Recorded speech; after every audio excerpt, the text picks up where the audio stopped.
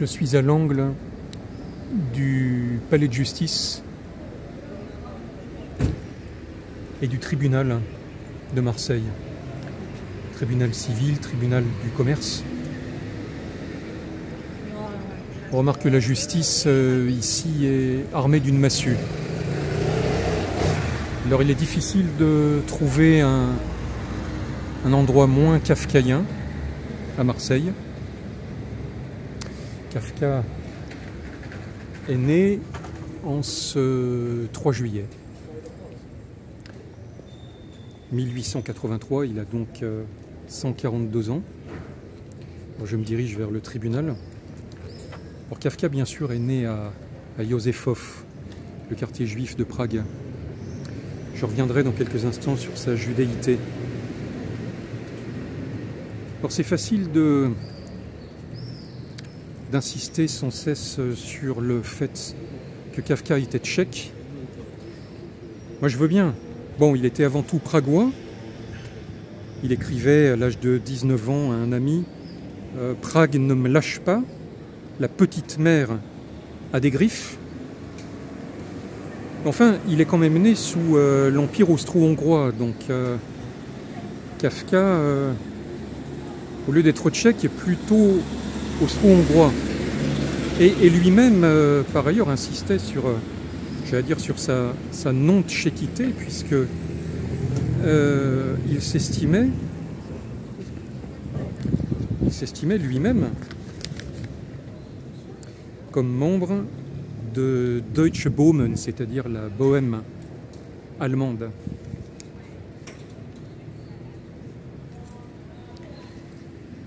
D'ailleurs, c'était un Sudète, hein, et il était tout à fait solidaire de la population germanophone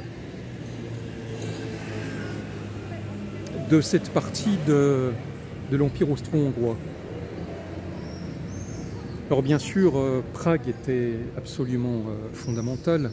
Moi je connais tous les endroits kafkaïens de Prague, hein, le Palais Kinski, la Maison de la Minute, la maison natale bien sûr, à côté de l'église Saint-Nicolas,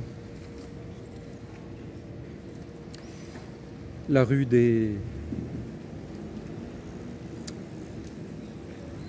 alchimistes. Kafka était avant tout profondément anarchiste.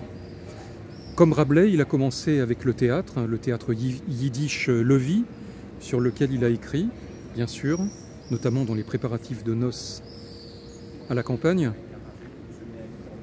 où on trouve d'ailleurs cet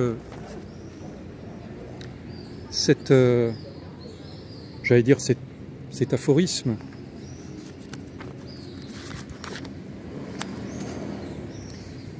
Toutes les vertus sont individuelles, tous les vices sont sociaux. Ce qui passe pour une vertu sociale, par exemple, l'amour, le désintéressement, l'équité, le dévouement, tout cela n'est qu'un vice social étonnamment affaibli.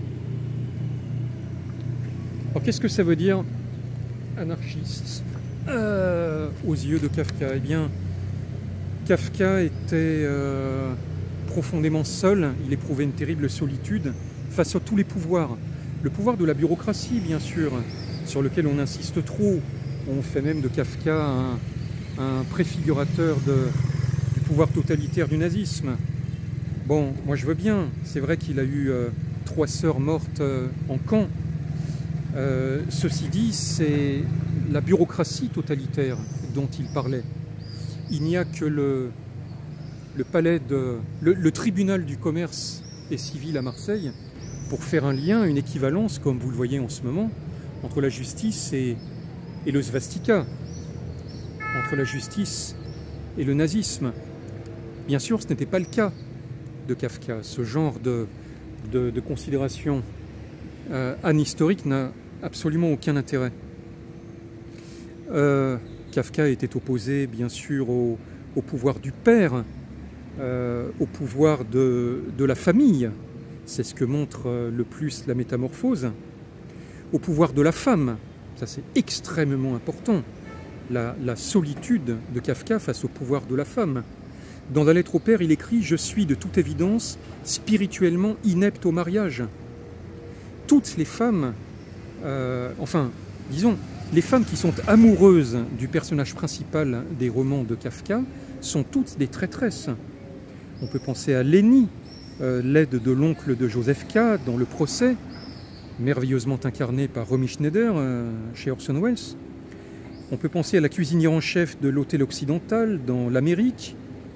On peut penser à Frida, la maîtresse de Clam dans Le Château. Toutes ces personnes-là, toutes ces femmes-là sont profondément révoltantes et abusent de leur pouvoir. Il y a bien sûr une solitude de Kafka très importante face au judaïsme.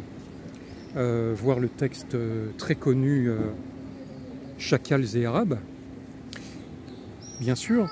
Mais il y a une petite nouvelle de 4 pages dans Préparatifs de noces à la campagne, où le narrateur se discute avec un paysan et, on va dire, marchande son aide pour calmer les relations entre le paysan et sa femme. Il y a là toute une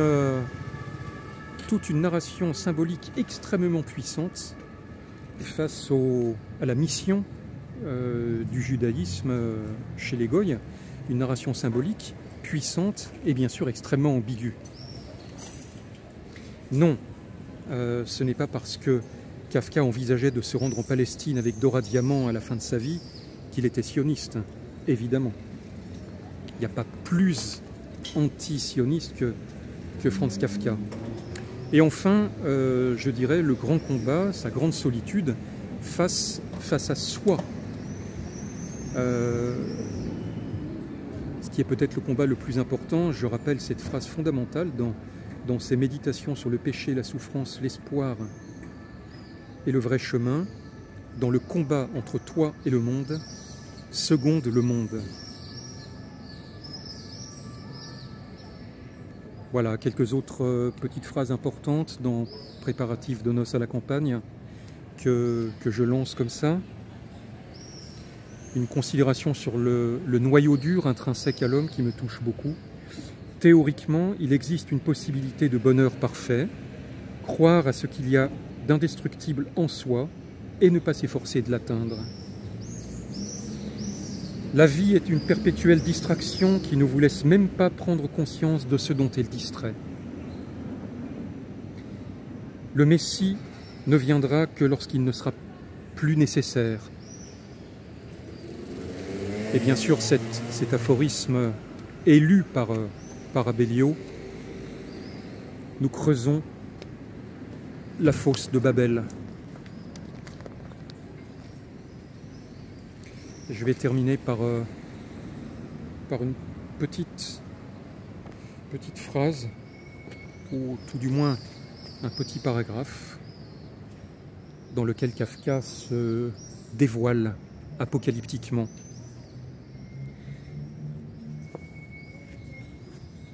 La faiblesse fondamentale de l'homme ne réside nullement en ceci qu'il ne peut pas être vainqueur, mais dans le fait qu'il ne peut pas exploiter sa victoire. La jeunesse triomphe de tout, de l'imposture originelle, de la sournoise invention diabolique, mais personne n'est là pour saisir la victoire au vol, pour lui communiquer la vie, car alors la jeunesse elle-même est déjà passée. La vieillesse n'ose plus toucher à la victoire, et la nouvelle jeunesse, torturée par la nouvelle attaque qui va incessamment s'engager, veut sa victoire personnelle. C'est ainsi que le diable est certes constamment vaincu, mais jamais anéanti.